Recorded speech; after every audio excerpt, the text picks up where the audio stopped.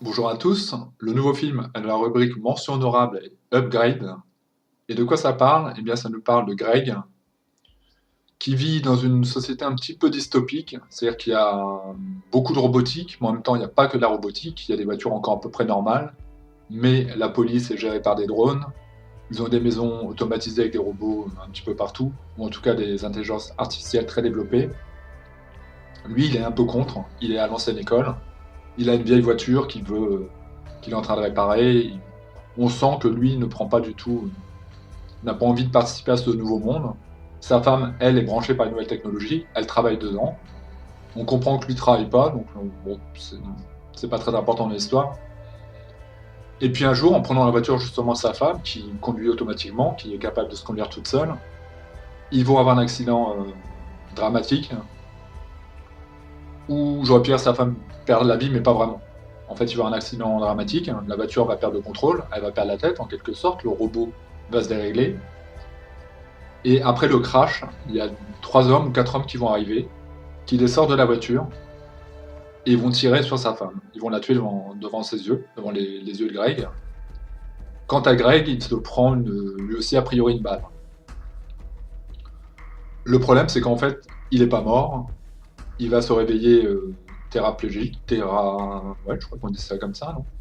Enfin bref, il est dans un fauteuil roulant, il peut plus marcher, il peut plus bouger la main, il peut plus rien faire.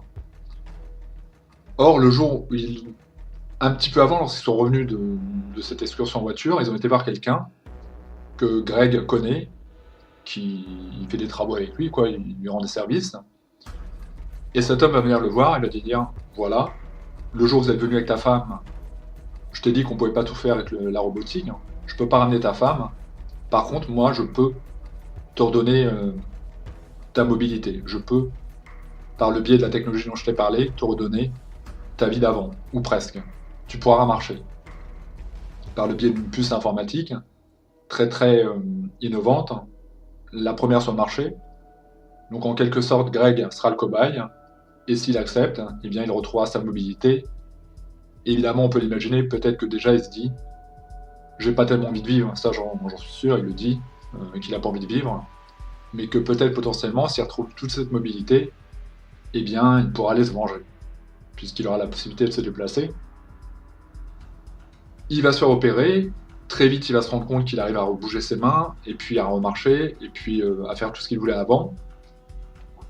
Mais c'est un peu plus complexe que ça, parce que l'intelligence artificielle qu'il a en lui va se développer et va donner des situations un peu complexes pour Greg et un peu inhabituelles. Et on comprend aussi qu'il y a une espèce de part de marché entre le concepteur du programme et Greg, qui va lui dire ok, je t'ai aidé, je t'ai permis de t'en sortir, mais par contre tu en parles jamais.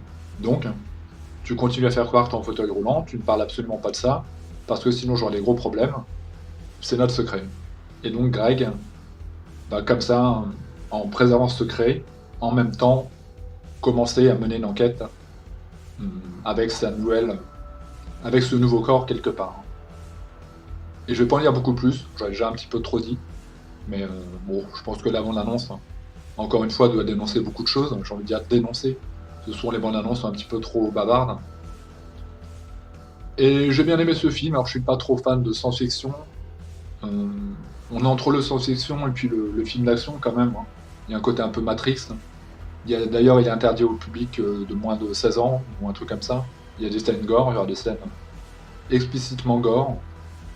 C'est pas vraiment le genre de film que j'aime, mais j'ai trouvé ça pas mal quand même. Et donc, je vais lui mettre la note de 7 sur 10, pour ma part. Et je vais faire une synthèse des commentaires positifs et des commentaires négatifs. Les commentaires positifs, certains disent que c'est le coup de cœur 2018 pour eux, surtout en raison de son budget. Par rapport à son budget, eh bien, d'autres citaient Ready Player One, ils disaient qu'ils avaient eu 2 chocs dans l'année, c'était Ready Player One et ce film. Ça me semble un peu beaucoup, mais pourquoi pas après tout. La bonne surprise SF de l'année, donc certains qui soulignent le fait que ce serait le film SF de l'année pour le moment. Autre commentaire, un film qui posait questions sur l'éthique et les intelligences artificielles. Tout à fait, ça pose des questions à plein de niveaux, hein. Parce que, effectivement, lorsque les intelligences artificielles qui vont arriver, elles sont déjà là, mais que ça devient de plus en plus prégnant, là on est sur les humains modifiés ou augmentés. Je sais pas comment on peut l'appeler vraiment. Ouais, augmentés. Dans le film, il donne ce terme. Et ça non plus, je pense pas que c'est une utopie de penser qu'un jour, pour aider des gens à aller mieux, à remarcher, on va leur implanter des programmes, des choses qui seront liées à l'informatique, et qui sait ce qui pourrait se passer après, évidemment. C'est un petit peu tout le propos de ces films de SF anticipation. Donc oui, ça parle clairement du danger, encore une fois, de l'intelligence artificielle qui peut avoir une conscience ou pas. Euh, Autre commentaire, qui se situe entre Matrix, Ghost in the Shell et Deus Ex Machina, que j'avais beaucoup aimé. Plus intimiste, Deus Ex Machina, moins violent, moins dur, plus cérébral, plus psychologique. Ghost in the Shell, je l'ai pas vu. Et Matrix, bon bah c'est la référence. Encore que moi je l'ai pas vraiment aimé, faut que je le revoie. Je l'ai vu il y a très longtemps et j'ai pas sur le moment aimé plus que ça. Mais voilà, les gens situent ce film entre Matrix, Ghost in the Shell et Deus Ex Machina. Et les points négatifs, un scénario un peu pauvre, un film qui y a à voir une fois. Effectivement, vous n'allez pas le voir, je pense, une dizaine de fois. Un film qui est un petit peu trop prévisible et des acteurs qui sont peu inspirés. Voilà ce que je pouvais dire de ce petit film Upgrade. Petit film par le budget, petit film par l'intention, mais qui au final, quand même, ça avait une surprise agréable. C'est pas incroyable, ça va pas révolutionner le genre, mais ça méritait d'être cité. Et il faut savoir que quand même, il a eu la note. Ah oui, mais j'ai oublié de dire la note. Totalement, j'ai complètement oublié de donner la note. Chose que vous voyez, hein, finalement, il n'y a pas d'hasard. La note pour ce film, parce que la mention honorable, je donne la note. Et comme j'ai pas envie de faire de coupe, je continue directement. La note presse est de 3,5 sur 5 et la note de spectateur est de 4,1 sur 5. Donc vous voyez que les gens, dans l'ensemble des commentaires, si vous allez sur le ciné, vous pourrez vérifier, beaucoup disent que c'est un chef-d'œuvre, que c'est un film génial, que c'est le film de l'année, que c'est en tout cas le film qu'ils n'attendaient pas du tout et qui les a beaucoup surpris et très agréablement surpris.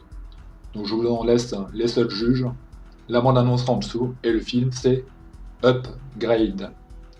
Merci à vous et à bientôt. N'hésitez pas à vous abandonner si vous voulez, mais surtout vous abonner pour que ma chaîne grimpe. J'étais à 1400, je suis à 11 abonnés, je crois, un truc comme ça, un peu plus peut-être. C'est en train de remonter tout doucement, donc si vous voulez vous abonner, évidemment, si vous aimez le contenu, merci à vous et à bientôt.